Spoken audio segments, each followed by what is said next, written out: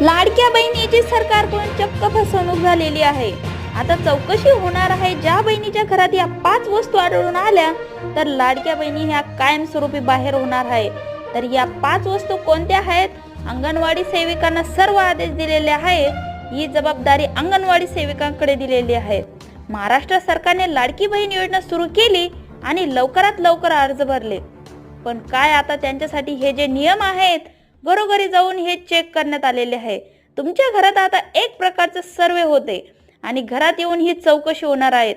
महाराष्ट्रातील 36 राज्य हे यामध्ये लाडक्या बहिणीचे त्यामध्ये चौकशी होणार आहे।